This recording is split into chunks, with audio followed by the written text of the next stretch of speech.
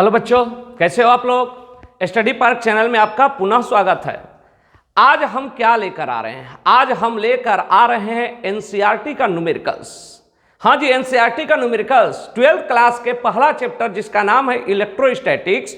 Electrostatic यानी विद्युत स्थैतिकी का न्यूमेरिकल और पहला चैप्टर का आपका न्यूमेरिकल शुरुआत कर रहे हैं एनसीईआरटी का। ये आपके बोर्ड एग्जाम के लिए भरपूर यूज होगा, क्योंकि बोर्ड एग्जाम में एनसीईआरटी के ही तो क्वेश्चन आते हैं, चाहे वो किसी भी स्टेट का बोर्ड हो चाहे सीबीएसई का बोर्ड हो। यहां तक कि कंपटीशन एग्जाम चाहे एयरफोर्स, एनडीए, नेवी, इस सब की भी तैयारी करने वाले स्टूडेंट जो प्रिपरेशन करते हैं उन्हें एनसीईआरटी बनाना अनिवार्य होता है, क्योंकि मैक्सिमम क्वेश्चन जो एयरफोर्स, नेवी और एनडीए का होता है वो एनसीईआरटी का होता है। तो चलिए आज हम एनसीईआरटी के क्वेश्चन का शुरुआत करेंगे और आप 12th क्लास का एनसीईआरटी आप शुरू करेंगे और 12th क्लास में पहला चैप्टर इलेक्ट्रोस्टैटिक्स में फर्स्ट चैप्टर आपको जो है उसका न्यूमेरिकल बनाने जा रहे हैं। तो चलिए हम शुरू करते हैं। पहला न्यूमेरिकल से एकदम पूरा न्यूमेरिकल सोल्व करेंगे, ए टू जेड न्यूमेरिकल सोल्व करेंगे, अलग अलग छोटे छोटे। अब एक ही बार में तो सोल्व नहीं हो सकता ना, बहुत सारे कहता है सर आप एक ही बार सोल्व कर दीजिएगा तो टाइमो कहाँ बचता है, तनके डटवा तो हम लोग को चाहिए ना, यूट्यूबो देखना है, तनके गनों देखना है, तनके टिकटॉक बनाना है। अरे भैया टिकटॉक बाद में बनाना, पहले पढ़ लेगा ना तो बड़ी टिकटॉक बनाते रहेगा, बस जॉब करते रहना टिकटॉक बनाते रहना। तो नहीं सर, वो एक दो आती है नाचने वाली तो उसको नाचती रहती है ना, उसका देखते हैं तो तन के उसके लिए भी डाटा चाहिए। डाटा भी नहीं होता, आप एक बार 1 घंटा का वीडियो दे दीजिएगा तो कहाँ से हम डाटा यूज करेंगे। तो कोई बात नहीं, हम थोड़ा थोड़ा ही पढ़ेंगे, थोड़ा इंजॉय भी करेंगे, थोड़ा पढ़ेंगे भी और थोड़ा सा बनाएंगे भी। चलिए शुरू करते हैं और आज का टॉपिक है एनसीईआरटी का पहला टॉपिक। और पहला टॉपिक में आपका पहला चैप्टर का न्यूमेरिकल शुरू करते हैं। आपके सामने पहला न्यूमेरिकल क्या कह रहा है कि वायु में, वायु माने समझता है ना हवा, अरे भाई साहब हवा होता है। वायु में एक दूसरे से 30 सेंटीमीटर की दूरी पर रखे 2 छोटे गोलों पर आवेश आपको दिया है। एक पर 2 × 10 के पावर -7 और दूसरे पर 3 × 10 के पावर -7, तो उनके बीच कितना बल लगेगा। चलिए जी बच्चा शुरू करते हैं और बड़ा आसान सा क्वेश्चन है। कहोगे कि इतना इजी क्वेश्चन है एनसीईआरटी का, तो इजी ही होता है, कोई हार्ड थोड़े होता है। पहले तो कह रहा है कि 2 छोटे गोले, तो छोटे गोला बना लो ना रे बच्चा, 2 छोटा गोला बना। आपका एक छोटा गोला ये बनाते हैं, दूसरा छोटा गोला ये बनाते हैं। हाँ जी, अब 2 छोटे गोले हैं। चलिए दोनों गोला हमने बना लिया।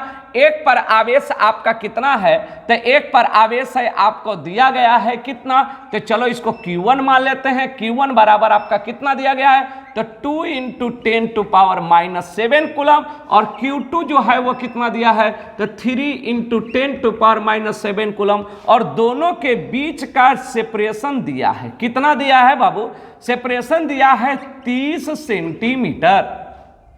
30 सेंटीमीटर दिया है बच्चा। चल अब शुरू करते हैं। तब भाई साहब देखो ना, आपका दोनों के बीच आपका हमेशा कूलम्स लॉ कहता है। अब हम थ्योरी नहीं बोलने जा रहे हैं, ये जानते हो कूलम्स लॉ हमेशा का जो कूलम्स लॉ का फोर्स होता है हमेशा स्ट्रेट लाइन, दोनों को मिलाने वाली स्ट्रेट लाइन ज्वाइनिंग के लॉन्ग होता है। चलिए देखते हैं।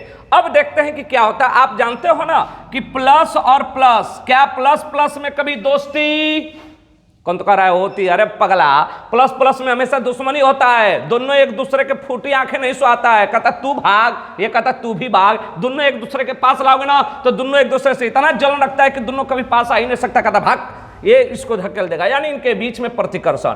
माइनस माइनस के बीच दोस्ती, माइनस माइनस के बीच दोस्ती की दुश्मनी, तो ये भी एक दूसरे को दूर भगाएगा। यानी कभी भी सेम नेचर, 2 औरत आ गई तो दोनों कभी भी देखते हो कि 2 औरत आ गई, दोनों एक समान है, तो कभी अरे हो तो हमसे हमेशा ऊंचा दिखाने के लिए दोनों में एक दूसरे में जलन होता है। कब्बो एक दूसरे से कभी पटता ही नहीं है दोनों का। ये दोनों अगर सेम नेचर का हो जाए तो कब्बो नहीं पटेगा, दोनों एक दूसरे से कहेंगे तू भाग तू भाग, कब्बो फूटी आंखें नहीं सुहाएगा। लेकिन एगो प्लस आ गया, एगो माइनस आ गया, तो कहता है अच्छा ये विपरीत प्रकृति का है। दोनों मिल जाए एक दूसरे में, प्लस और माइनस, इनके बीच आकर्षण। यानी प्लस और प्लस के बीच प्रतिकर्षण, माइनस माइनस के बीच प्रतिकर्षण, प्लस माइनस के बीच आकर्षण। तो चल बाबू देख, अब आपका देखो जी, अब भाई साहब यहां देखिए ना आप लोग, ये प्लस और ये प्लस दोनों प्लस है, तो दोनों के बीच में कभी भी दोस्ती नहीं होगी, दोनों के बीच में दुश्मनी होगी। तो दोनों दुश्मनी निभाने के लिए ये कहता है तू भाग, हो भाग यहाँ से, फूटी आंखें नहीं सुहाना चाहता है तो यह इस पर बल लगाएगा, F2 पर बल लग रहा है 1 के रिस्पेक्ट में, तो ये भी इस पर इसको इधर ढकेलेगा। ये भी कहता है कि तू हमसे दूर जा, तो ये भी कहता है तू हमारे आंखों से दूर हो जा। कभी कभी देखते हो ना कि दो नालायक बेटे हो जाते हैं तो बाप कहता है कि तू हमारे आंख से अन्य हो जा, दूरे हो जा, तो हमारे आंख से दूर हो जा, तो ये दूर कर देता है। तो आपका F किस पर, 1 पर 2 के रिस्पेक्ट में। हमें दिया क्या क्या है, तो दिया है Q1 बराबर दिया है 2 × 10⁻⁷ कूलम और Q2 दिया है 3 × 10⁻⁷ कूलम। आपका दोनों के बीच का डिस्टेंस R बराबर 30 सेंटीमीटर। तो बच्चों लो, फिजिक्स का रूल है कि अगर एक ही फार्मूला के अंदर अगर हम सारे वैल्यू को रखते हैं तो सब एक ही यूनिट सिस्टम में होना चाहिए। नहीं एक एसआई में रखोगे तो दूसरा सीजीएस में रखोगे तो कैसे काम चलेगा जी। एक एसआई में रखोगे तो दूसरा भी एसआई में रखना होगा। तो जरा देखें ना, कूलम भी एसआई में, आपका ये भी एसआई में, लेकिन दूरी तो डिस्टेंस जो है वो सेंटीमीटर में है, तो इसको भी एसआई में बदलो। तो एसआई में सेंटीमीटर नहीं होता ना, मीटर होता है। तो कहता है चलो जी मीटर बदलते हैं। भाई साहब मीटर में बदलना है, 30 सेंटीमीटर। कहोगे यार सर 30 सेंटीमीटर है, 100 से भाग कर दीजिए ना, क्या टेंशन लेना है, कट गया। ये 3, ये 10 के पावर कुछ नहीं तो 1 ऊपर जाएगा तो 10 के पावर -1। रे बच्चों ये मीटर हो गया, सेंटीमीटर से बन गया मीटर। अब कहता है दोनों के बीच का बल निकालो। तो बल के लिए कौन थे जिम्मेवार, तो कूलम साहब बेचारे क्या कर दिए, एक फार्मूला बना कर दे दिए। दुनिया उसी के पीछे जूझ रही है कि दो आवेशों के बीच का बल होता है according to Coulomb's law. According to Coulomb's law क्या होता है, F बराबर 1/4 pi epsilon naught epsilon R Q1 × Q2/R²। चल रे बच्चा देखते हैं क्या होगा। अरे भाई साहब होगा क्या, 1/, अच्छा ये बता 1/4 पाई एप्सिलॉन नॉट। देखो ये अलग चीज है, 1/4 पाई एप्सिलॉन नॉट का वैल्यू होता है 9 × 10 के पावर 9 एसआई में, और एप्सिलॉन आर का अलग होता है। अगर हवा है तो 1, वैक्यूम है तो 1, पानी है तो 81 या 80 जो भी क्वेश्चन में दिया रहे तो उसके अनुसार। तो कहां रखा गया है दोनों, अगर दोनों को पानी में रख देते ना तो एप्सिलॉन आर का वैल्यू 1 नहीं होता है। फिर यहां पर 1/4 पाई एप्सिलॉन नॉट का मान इतना होता और एप्सिलॉन आर का वैल्यू फिर पानी के लिए 81 से भाग करते तब जाके इसके बराबर होता। तो ये बात दिमाग में रखिएगा, 1/4 पाई एप्सिलॉन नॉट का वैल्यू 9 × 10 के पावर 9। एप्सिलॉन आर का वैल्यू हो जाएगा हवा में 1, Q1 का वैल्यू कहोगे कितना Q1 का वैल्यू, तो भाई साहब 2 × 10⁻⁷। Q2 का वैल्यू रे बाबू तो आपका 3 × 10⁻⁷ डिवाइडेड बाय दोनों के बीच का डिस्टेंस, तो 3 × 10⁻⁻1 का स्क्वायर। आजा तो देखो कितना आ रहा है, 9 × 2 × 3। अब बोलो -7 आप कहोगे सर -14 प्लस 9 × 10⁻⁵। अरे 14 में से 9 - 14 बराबर -5 हो करेगा ना रे। आजा 3 का स्क्वायर 9, स्क्वायर 1 की तो 10⁻⁻2, 9 से 9 कट जाएगा रे बच्चा। F बराबर कितना 6 × माइनस है ऊपर जाएगा तो प्लस, तो -5 प्लस 2 तो -3 न्यूटन रे बाबू। इसलिए अब ये अच्छा ये बताइए कि इसके द्वारा जितना बल लगाएगा, ये कहता है कि तू यहां से भाग F21 से, ते भी कहता है कि तू यहां से भाग, यानी यह इस पर बल लगाया F21 तो यह भी इस पर बल लगाया F12। तो अब बताइए दोनों का बल तो ई कहीं से कम रहेगा, कहेगा तू 2 थप्पड़ मारेगा तो हम 2 थप्पड़ मारेंगे। काहे, क्योंकि दोनों बराबर है ना, दोनों बराबर एक दूसरे पर बराबर, काहे कम रहेगा भैया, कम काहे रहेगा, किस चीज में कम है। तो जितना बल ये उतना कूलम साहब कहते हैं कि अरे हेकरे द्वारा फोर्स निकालोगे तो Q1 × Q2/R², इसके द्वारा भी इस पर लिखा रहोगे तो Q1 × Q2/R², तो दोनों तो एक क्या रहा है। तो हम देख रहे हैं हाँ दिशा में ये फूटे आंखें नहीं सुहा रहा है, तो ये इसको भगाना चाहता है और ये इसको भगाना चाहता है। तो इसलिए F12 और F21 यानी एक दूसरे पर लगाया गया बल का परिमाण F के बराबर होगा, जो 6 × 10 के पावर -3। यार इतना ही ना आएगा, चाहे इसके द्वारा इस पर चाहे इसके द्वारा इस पर। और नेचर में बात करोगे, नेचर यानी प्रकृति यानी बल की प्रकृति, आवेश का प्रकृति मत लिखना, बल का प्रकृति। ये दोनों कैसा बल लगा रहा है, तो आप लिखोगे प्रतिकर्षण, यानी हम कह सकते हैं रिपल्सन फोर्स लगाएगा। ये आपका आंसर हो गया। और इस तरह से आप इसको सोल्व करेंगे। अब अगले क्वेश्चन की ओर बढ़ेंगे, तो उससे पहले आप इसे नोट करें, राइट डाउन करेंगे, उसके बाद आगे। हाँ जी भाई साहब, पहला क्वेश्चन तो बन गया। अब आते हैं दूसरे क्वेश्चन पर। यानी पहला क्वेश्चन आपका एनसीईआरटी का आपने सोल्व किया और देखा कि कैसे सॉल्यूशन होता है और क्या होता है, एकदम सिंपल सा क्वेश्चन है। अब दूसरे क्वेश्चन की ओर बढ़ते हैं। यानी सेकंड नंबर क्वेश्चन क्या कहता है? कहता है कि 0.4 माइक्रोकूलम आवेश के एक छोटे गोले पर किसी अन्य छोटे आवेशित गोले के कारण हवा में 0.2 न्यूटन का बल लगता है। यदि दूसरे गोले पर आवेश की मात्रा -0.8 माइक्रोकूलम है तो आवेश हो तो दोनों गोलों के बीच का दूरी क्या होगा? पहला है दूरी क्या होगा, तो चलिए दूरी क्या होगा इसके बारे में एक एक दो क्वेश्चन है, ए और बी। पहले हम ए पर चर्चा करेंगे जी, आपका सोल्व करते हैं। चलो जी, हम ए पर चर्चा करते हैं। ए नंबर क्वेश्चन कहता है दो गोला जी, कितना गोला? दो। तो चलो जी, दो गोला कहते हो, दो गोला बनाते हैं। एक गोला ये हो गया और दूसरा गोला ये हो गया। अब दोनों गोलों के बीच अब आपका दूरी निकालना है। तो कहते हो भाई साहब कितना आसान सा क्वेश्चन है, और हमें दोनों के बीच का दूरी आर निकालना है। वाट क्या होगा? ये दोनों को मिलाने वाला लाइन ज्वाइनिंग है, क्योंकि कूलम्स लॉ पहले ही कूलम साहब कह गए थे।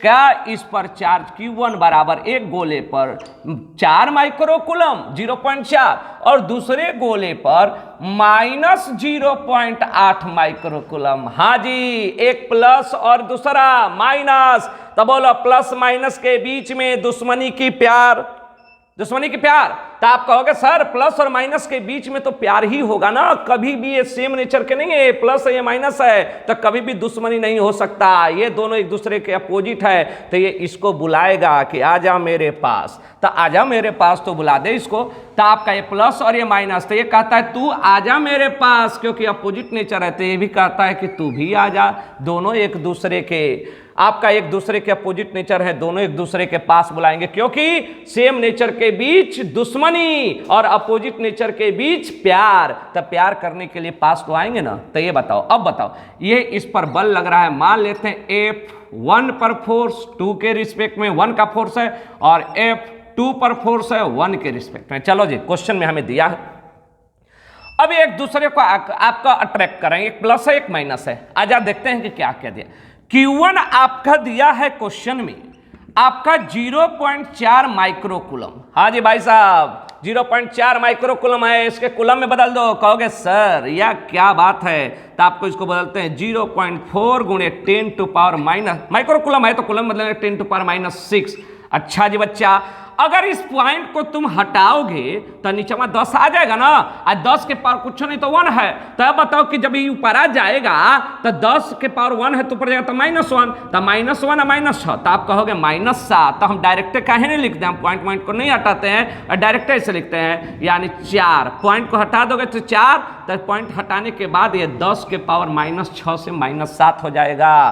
कहोगे क्या हो जाएगा ना? हो जाएगा, क्योंकि ये पॉइंट हटेगा तो बट्टा में 10 ऊपर जाएगा तो -6 से -7। उसी तरह Q2 निकाल दे बाबू। Q2 कितना हो जाएगा जी? -0.8 माइक्रोकूलम, -0.8 तो -0.8 माइक्रोकूलम है, तो -6 से गुणा कर दो, कूलम हो जाएगा। और माइनस पॉइंट हटा दो तो 8 गुणे 10 के पावर -7 कूलम जी। और हमें क्या निकालना है? तो हमें निकालना है आर निकालना है। और क्या दिया है? हमें दिया गया है, क्या दिया गया है? तो आपका Q2 द्वारा Q1 पर आरोपित बल, Q2 द्वारा Q1 पर आरोपित बल, force upon Q1 due to Q2। English वाले बच्चे जो होंगे वो लिख लेंगे force upon Q1 due to Q2, यानी Q1 द्वारा Q2 पर आरोपित बल। ये देखो, ये Q2 द्वारा Q1 पर, सॉरी, ये कह रहा है ना कि इतना पर एक बल लग रहा है किसी अन्य आवेश के कारण, इतना पर, यानी Q1 पर अन्य आवेश के कारण कितना बल लग रहा है? तो आपका F12 जो है वह 0.2 न्यूटन का फोर्स है। चलो, तो अब न्यूटन बल है, दूरी है, तो इसके लिए कूलम्ब साहब ये हैं। कूलम्ब साहब काहे थे? कूलम्ब साहब इसलिए थे, एक रूल दे गए और जिंदगी भर सब लोग उसी रूल के पीछे भाग रहा है। क्या रूल दिए थे? चूंकि अकॉर्डिंग टू कूलम्ब्स लॉ।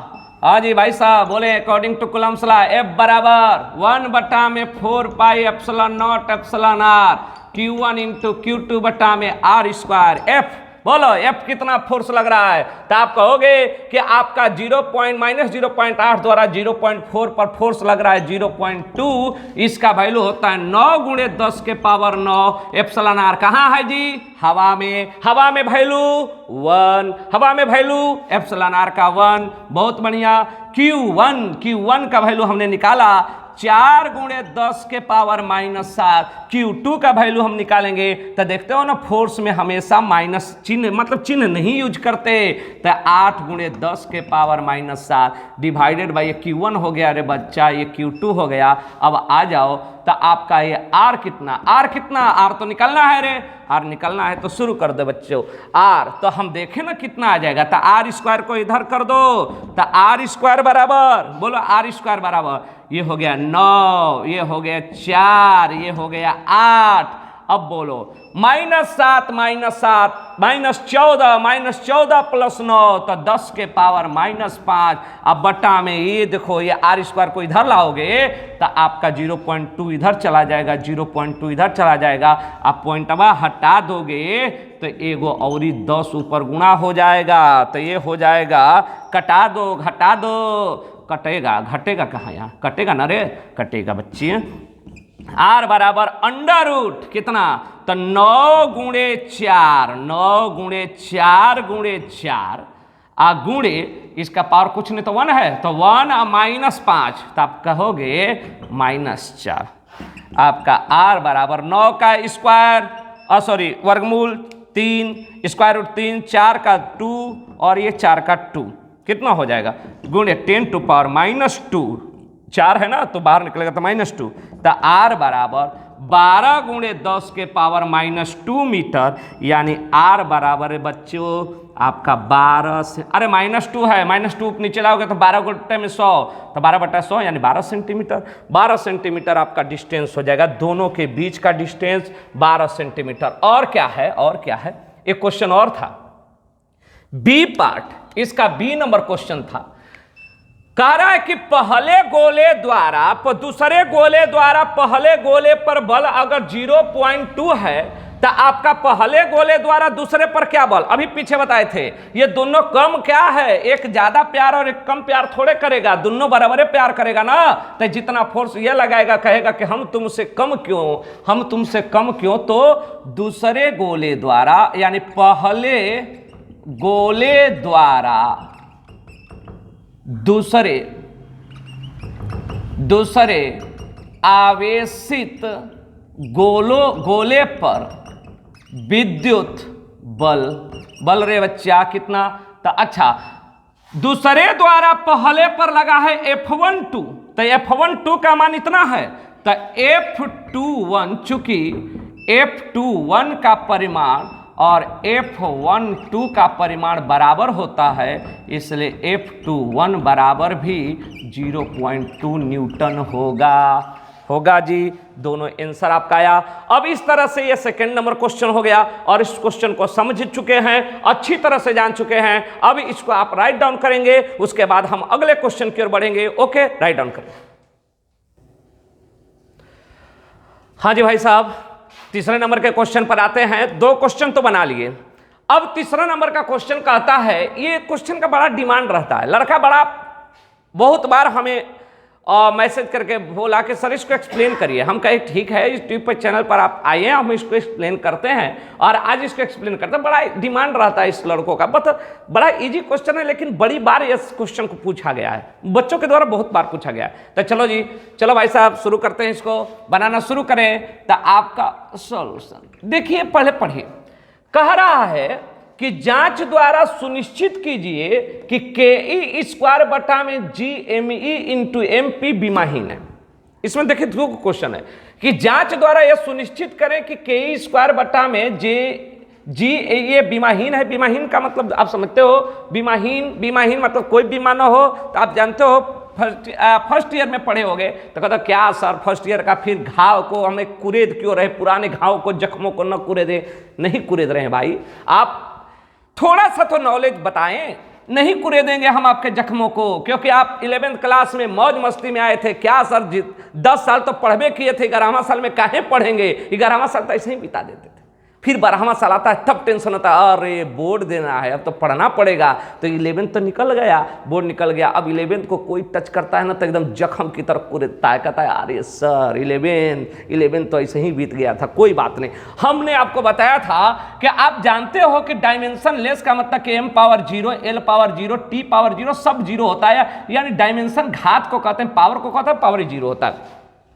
चलिए यहां पर आपका इंग्लिश में क्वेश्चन ये था, और हमने हिंदी इंग्लिश दोनों में लिखा है। दोनों बच्चे जो हिंदी के हों इंग्लिश के हों, कोई भी CBSE board, Bihar, Jharkhand, UP board, आपका कोई भी बोर्ड हो, जहां भी आपका सीबीएसई का पैटर्न लागू होता है, या आप +2 में तो हर जगह बोर्ड भी सीबीएसई का ही पैटर्न लागू करता है ना। तो आपका ये क्वेश्चन खासतौर से मेडिकल और एनडीए वगैरह के एग्जाम में ये क्वेश्चन आपको अक्सर देता है। तो कहता है कि आपको चेक करना है, चेक द रेशियो, इस रेशियो को चेक करना क्या, ke² GME डायमेंशन लेस है, डायमेंशन लेस चेक करना है। और आपको इसमें बताना है कि ये फिजिकल क्वांटिटी का वैल्यू यानी रेशियो बताना है, किसका रेशियो क्या होगा। दूसरा क्वेश्चन इसमें एक लाइन और आगे लिखा था कि सिग्निफाई द रेशियो, यानी ये बताएं कि ये रेशियो क्या बतलाता है। चलिए जी तीनों हम क्वेश्चन को देखते हैं, जरा गौर से इस पर नजर डालो ना रे बच्चा। ये क्या है, ME, ई किसको डिनोट करते हैं, तो E फॉर इलेक्ट्रॉन और P for proton. E for electron और P फॉर प्रोटॉन। अच्छा तो E फॉर इलेक्ट्रॉन है, तो एगो इलेक्ट्रॉन है रे बच्चा, तो एगो इलेक्ट्रॉन है भाई साहब, एगो है इलेक्ट्रॉन, तो ये इलेक्ट्रॉन हो गया, इलेक्ट्रॉन हो गया। ये है आपका प्रोटॉन, तो इलेक्ट्रॉन पर माइनस और प्रोटॉन पर प्लस। हम ऐसे कहें लिखे, हम थोड़ा सा इसको अच्छा सा लिखते हैं ताकि ये समझ में आए। मतलब दो का पार्टिकल है रे बच्चों, एक पार्टिकल और दूसरा पार्टिकल। ये है इलेक्ट्रॉन और कहोगे ये है प्रोटॉन, प्रोटॉन प्रोटॉन प्लस, अरे प्लस होता है प्रोटॉन पर बच्चों। चलो ये एक इलेक्ट्रॉन एक प्रोटॉन। अब आपका एक इलेक्ट्रॉन एक प्रोटॉन है और मान लेते हैं कि दोनों एक दूसरे के R सेपरेशन पर रखा गया, कुछ सेपरेशन होगा ना, R सेपरेशन पर रखा गया है। अब बताओ ये है माइनस और ये है प्लस, ये है इलेक्ट्रॉन ये है प्रोटॉन, तो दोनों। अच्छा ये बताओ क्या कभी बिना मास का चार्ज आ सकता है, नहीं। अच्छा एक चीज बता कि क्या बिना चार्ज का मास, दो प्रश्न है, बिना चार्ज का मास आ सकता है कि बिना मास का चार्ज आ सकता है। तो आप कहोगे कौन सही है कौन गलत है, तू बता, अभी बता किसका। अगर हम कहें कि एक बॉडी है तो इसमें जितना इलेक्ट्रॉन उतना ही प्रोटॉन होगा, तो यह न्यूट्रल है। तो न्यूट्रल है तो इसके पास मास है लेकिन चार्ज नहीं है, इसका मतलब इसका चार्ज हो गया न्यूट्रल, जितना प्लस उतना ही माइनस, और ये हो गया neutral charge 0, total net charge 0। तो आप कहोगे कि बिना चार्ज का मास आ सकता है लेकिन बिना मास का चार्ज नहीं आएगा। काहे कि एक इलेक्ट्रॉन है तो इलेक्ट्रॉन के पास अगर एक ही इलेक्ट्रॉन है माइनस है केवल, तो एक इलेक्ट्रॉन के पास थोड़ा थोड़ा तो द्रव्यमान होइबे करेगा ना, मास होगा ना। बिना मास का चार्ज कैसे आएगा, बिना मास का चार्ज पॉसिबल नहीं है। क्या है, बिना मास का चार्ज पॉसिबल नहीं है, यानी मास के बगैर चार्ज नहीं हो सकता लेकिन चार्ज के बगैर मास हो सकता। और बिना चार्ज के मास रहेगा लेकिन बिना मास के चार्ज नहीं रहेगा। कहीं भी चार्ज आएगा तो मास अइबे करेगा। अरे बबुआ कोई भी पदार्थ किससे बना होता है, कोई भी सब्सटेंस बना होता है इलेक्ट्रॉन प्रोटॉन न्यूट्रॉन से, तो वही का मसवा न जोड़ देते हैं तो बॉडी का पूरा मास निकल जाता है। कितना केजी होता है ताजा। ये इलेक्ट्रॉन है जी बच्चों, इलेक्ट्रॉन के बीच आपका ये माइनस हो गया ये प्लस हो गया, तो आप कहोगे कि माइनस और प्लस के बीच क्या झगड़ा की प्यार, माइनस और प्लस के बीच। तो आप कहोगे सर माइनस और प्लस के बीच तो हमेशा प्यार ही होता है। तो चलो दोनों में प्यार जता दो, यह इसको अपनी ओर अट्रैक्ट करेगा, यह इसको अपनी ओर अट्रैक्ट करेगा, F और F फोर्स से। चलिए तो आपका द इलेक्ट्रिकल फोर्स, अच्छा एक मिनट, आपका इलेक्ट्रॉन पर charge of electron, charge of electron QE, QE का वैल्यू भी E होता है, किसमें? माइनस में। अरे 1.6 × 10 के पावर -19 को ही तो E कहते हैं। तो जब 1.6 × 10 के पावर -19 को E कहते हैं तो आपका इस इलेक्ट्रॉन पर यह माइनस में होता है। आप प्रोटॉन पर, आपका प्रोटॉन पर चार्ज ऑफ प्रोटॉन आपका QP बराबर, बोलो QP कितना? तो चार्ज ऑफ प्रोटॉन आप कहोगे तो आपका +E कितना? चार्ज ऑफ प्रोटॉन +E, यानी ये हो गया -1.6 × 10 के पावर -19 और ये हो गया +1.6 × 10 के पावर -19। अब बोलो मास ऑफ, इधर थोड़ा लिखते हैं, मास ऑफ, अच्छा ये बताओ, इस पर चार्ज हो गया, इस पर चार्ज QE और इस पर चार्ज QP। अब बताइए कि इसके पास मास भी होगा, तो इसका मास हो जाएगा आपका Me, मास ऑफ इलेक्ट्रॉन, और इसका मास हो जाएगा MP। अरे मास भी ना करेगा, प्रोटॉन है तो मास ऑफ इलेक्ट्रॉन, जी भाई साहब, मास ऑफ इलेक्ट्रॉन कितना? तो Me बराबर मास ऑफ इलेक्ट्रॉन कितना जी? Me बराबर, अच्छा इलेक्ट्रॉन का मास कितना कितना कितना? टिक टिक टिक टिक टिक टिक टाइम बीत रहा है, कितना? 9 × 1 × 10⁻³ kg। Mass of proton, proton कितना? MP कितना? बोलो बोलो, टिक टिक टिक टिक टिक टिक टिक, नहीं आया टाइम, आ गया 1.6 × 10⁻27 kg रे बच्चा, आ गया। अब आ जा आपका चार्ज, देखो 2 एक कह रहा है कि मान लेते हैं कि एक इलेक्ट्रॉन है एक प्रोटॉन है, हम कल्पना करें क्योंकि यहां पर हमारे क्वेश्चन में दिया है, देखिए मास of electron mass of proton, तो इसका मतलब एक इलेक्ट्रॉन है एक प्रोटॉन है, तो प्रोटॉन और इलेक्ट्रॉन में मास भी होगा और चार्ज भी होगा, तो चार्ज के कारण इलेक्ट्रिकल फोर्स। अच्छा ये बताओ, इस पर चार्जो है इस पर मासो है, तो यहां पर दो लोगों में झगड़ा हो गया। न्यूटन साहब कहते हैं कि कहीं भी 2 गो मास आएगा तो ग्रेविटेशनल फोर्स लगता है, तो कूलम्ब साहब कहते हैं भाई साहब आप तो ग्रेविटेशनल फोर्स बता दिए कि मास आता है तो ग्रेविटेशनल लगता है, तो हमारो बतिया तो सुनो। तो न्यूटन साहब कहते हैं बोलो, तो कहता है कि देखो कहीं भी चार्ज आता है तो इलेक्ट्रिकल फोर्स लगता है, तो एक मतलब कि इलेक्ट्रॉन में मास भी है, प्रोटॉन में इलेक्ट्रॉन और प्रोटॉन में मास भी है और चार्ज भी है, तो न्यूटन के अनुसार दोनों के बीच ग्रेविटेशनल फोर्स भी लगेगा और कूलम्ब के अनुसार दोनों के बीच इलेक्ट्रिकल फोर्स भी लगेगा। तो therefore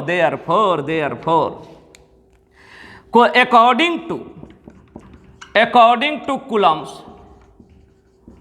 Coulomb's law, according to Coulomb's law, Coulomb के नियम से, इतना तो सबको आता है ना, इतना तो सबको आता है। According to Coulomb's law, Hindi वाले लिखना चाहे तो आप हिंदी लिखोगे जी? चार्ज ऑफ इलेक्ट्रॉन, इलेक्ट्रॉन का आवेश, चार्ज ऑफ प्रोटॉन, प्रोटॉन का आवेश, मास ऑफ इलेक्ट्रॉन, इलेक्ट्रॉन का द्रव्यमान, इतना तो लिखोगे। According to Coulomb's law, Coulomb's law कहता है जी आपका इलेक्ट्रिकल फोर्स, यानी according to Coulomb's law electrical force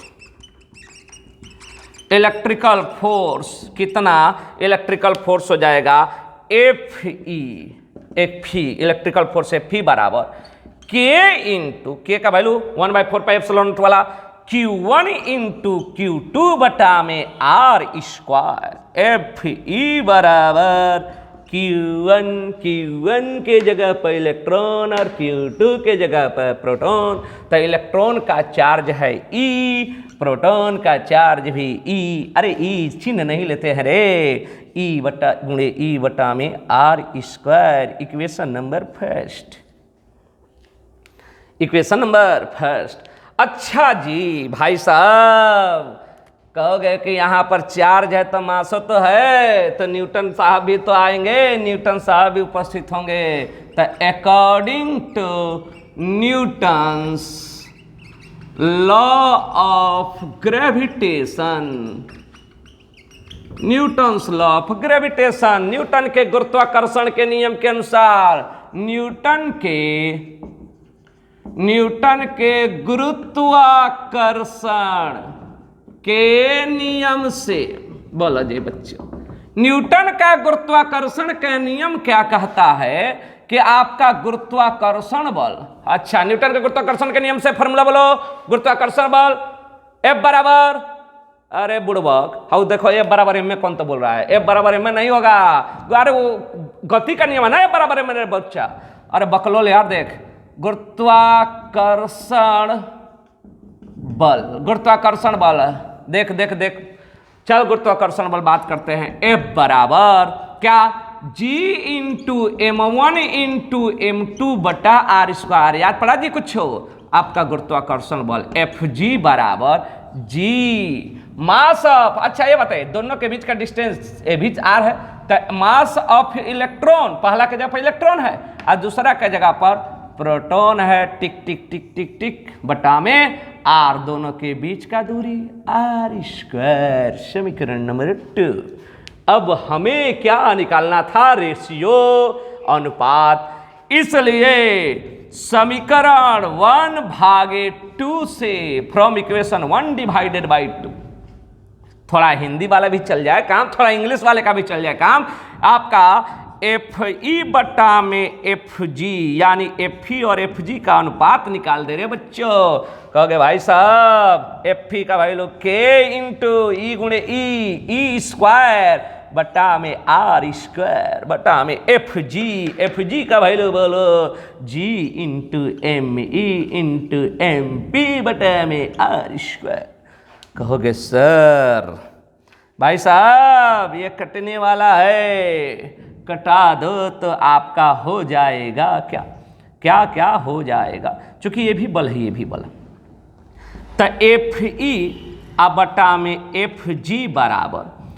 आपका Fe बटा में Fg बराबर Ke स्क्वायर बटा में G Me into M P, K square G बटा में Me इंटू एम पी। अब आते हैं थोड़ा सा आगे बढ़ते हैं, देखते हैं और क्या रिजल्ट मिलता है, चूंकि सिंस Fe तथा Fg, Fe तथा Fg दोनों बल हैं, Fe तथा Fg दोनों बल हैं, since Fe and Fg both are force, therefore dimensional formula, जब दोनों बल हैं तो आपका डायमेंशनल फार्मूला Fe का और डायमेंशनल फार्मूला Fg का दोनों हो जाएगा mLT के पावर -2।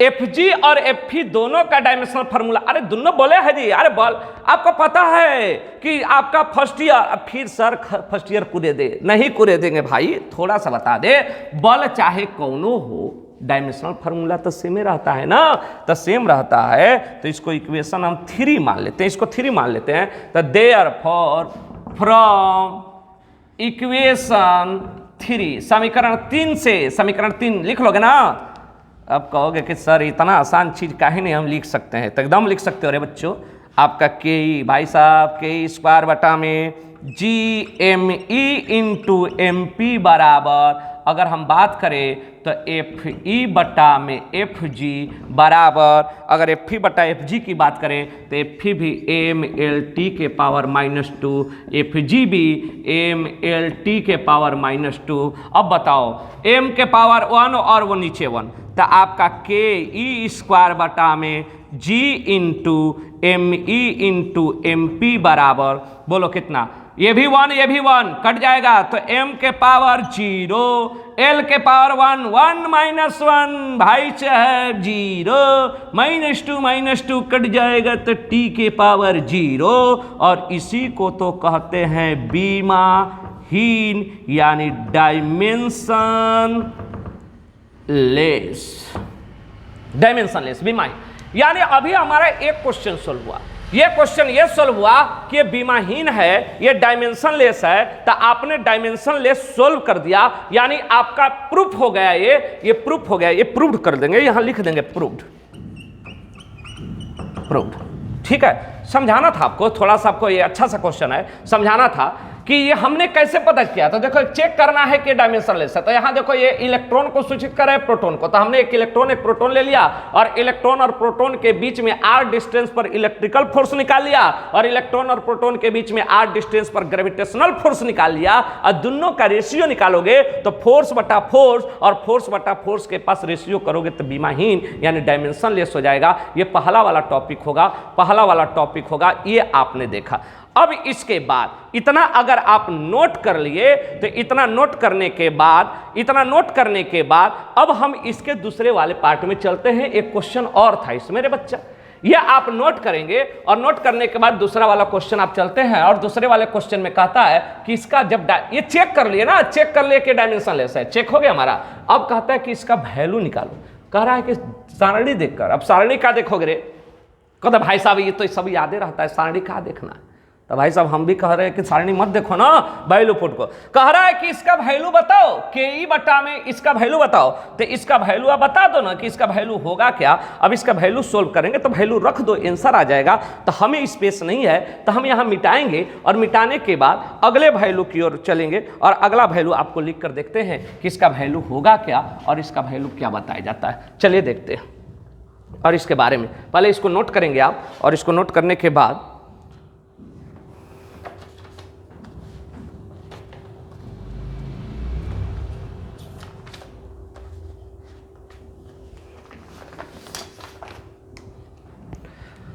इसको नोट कर लिए। चलिए नोट करने के बाद अब इसके हम वैल्यू पर आते हैं। इधर का थोड़ा सा मिटा देंगे और मिटाएंगे तभी तो बनेगा ना रे बच्चा, चला जा। अब इसके बाद अगर हम इसको देखें तो क्या रिजल्ट आता है। अब इधर देखो दूसरा क्वेश्चन कहता है इसका मान ज्ञात करना है, सेकेंड नंबर। चूंकि एफ ई बटा में एफ जी बराबर के ई स्क्वायर बटा में G into M E into M P. चल बच्चों एफ ई बटा में एफ जी बराबर के, याद करो अभी बताए थे इलेक्ट्रिकल फोर्स में के का वैल्यू क्या आया था, तो आपका क्या था के ई स्क्वायर, तो के का वैल्यू होता है, अरे इलेक्ट्रिकल फोर्स ये ना था एफ ई का value K into E Q one into Q two, तो क्यू वन के जगह पर भी क्यू टू के जगह पर, तो के का वैल्यू होता है 9 गुणे 10 के पावर 9। इलेक्ट्रॉन का चार्ज होता है, अरे इलेक्ट्रॉन और प्रोटॉन पर चार्ज, तो भाई साहब दोनों पर चार्ज सेम होता है 1.6 इंटू 10 टू पावर माइनस 19 का स्क्वायर डिवाइडेड बाई जी। जी का वैल्यू कट करो, जी का वैल्यू आपका होता है 6.67 into 10 to power minus 11 into mass of electron. अभी हमने आपको बताया था mass of electron 9.1 into 10 to power minus 31। Mass of proton आपका होता है 1.6 इंटू 10 टू पावर माइनस 27। सबका वैल्यू, जी का value, mass of electron, mass of proton, सबका गुणा भाग करोगे तो एफ ई बटा में एफ जी का वैल्यू आपका इतना का वैल्यू आपका गुणा भाग करके देखो, इसका गुणा भाग आप करके देखोगे तो इसका वैल्यू आता है आपका 2 लगभग आएगा 2.4 इंटू 10 टू पावर 39 आपका इतना। ठीक है, अब गुणा भाग कर लीजिए, घर पे आराम से करते रहिए, हम तो किए तो हमारा तो इतना आया, आप भी करते, लगभग अप्रोक्स आएगा, कोई जरूरी नहीं कि एकदम एग्जैक्ट इतना आएगा, लगभग इतना आएगा।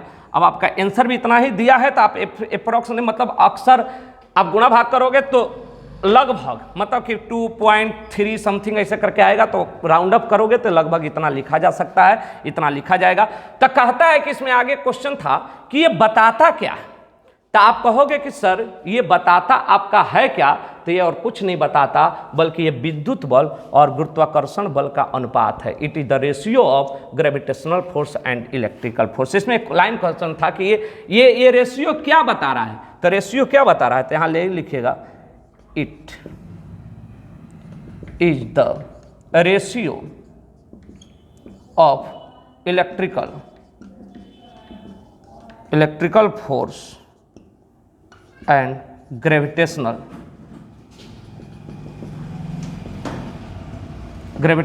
force of electron, gravitational force between electron and proton। And proton. यानी हिंदी में भी लिखना चाहे तो यह विद्युत बल तथा गुरुत्वाकर्षण बल का लिख लेंगे, यह विद्युत बल तथा गुरुत्वाकर्षण बल का इलेक्ट्रॉन तथा प्रोटॉन के बीच विद्युत बल तथा गुरुत्वाकर्षण बल का अनुपात बताता है। यह इलेक्ट्रॉन तथा प्रोटॉन के बीच विद्युत बल और गुरुत्वाकर्षण बल का अनुपात बताता है। तो आपका यहां तक ये दूसरा पार्ट हो गया था इसमें, और आपका पहला पार्ट ये था, दूसरा पार्ट ये था, और ये तीसरा पार्ट था। 3 क्वेश्चन था इसमें, 3 पार्ट में ये शामिल किया गया। ये तीसरा पार्ट आपका था, ये 3rd क्वेश्चन था। यानी यह इलेक्ट्रॉन और प्रोटॉन के बीच गुरुत्वाकर्षण बल का क्या बताता है, ये क्या बताता है, कोई पूछेगा ये क्या बता रहा है, तो इलेक्ट्रॉन और प्रोटॉन के बीच गुरुत्वाकर्षण विद्युत बल और गुरुत्वाकर्षण बल का अनुपात बता रहा है। ओके, अब इसके बाद यहां तक अगर आप नोट कर चुके तो इसके बाद हम चौथे क्वेश्चन की ओर बढ़ेंगे, क्वेश्चन नंबर 4 की ओर। तो चलिए राइट डाउन करेंगे।